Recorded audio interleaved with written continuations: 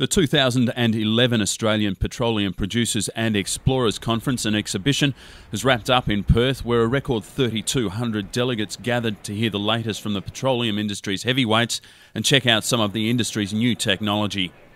APPEA Chief Executive Belinda Robinson said the record-breaking crowd reflected a very high level of activity and level of interest from those wishing to invest in Australia's hydrocarbon industry. Activity at extraordinary levels. It's been quite surreal in a lot of ways. Ms Robinson said economic growth and development and an increase in population in the Asia-Pacific region was driving demand, but this wasn't the only reason the Asian market was demanding more gas from Australia. Coupled with that, energy security, of course. And energy security combined with a desire by our Asia-Pacific neighbours in particular for cleaner burning fuels.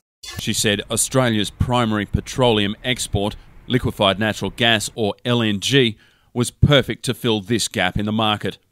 In the past 12 months, the industry had spent more than $3.5 billion in exploration, which had led to a number of major new gas discoveries, and final investment decisions had been taken on $31 billion worth of new projects to convert coal seam gas from Queensland fields to liquefied natural gas for the Chinese market. Australia now has $88 billion worth of LNG projects under construction and another $130 billion under consideration.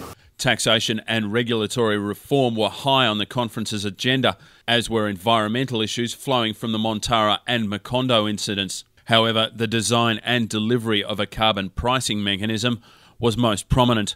In relation to the emissions associated with liquefied natural gas, for every tonne that's associated with LNG, we save between 5 and 9 when used to substitute for coal-fired power generation in China and India. APPEA insisted LNG was part of the solution and not part of the problem, and this should be recognised within the proposed carbon tax.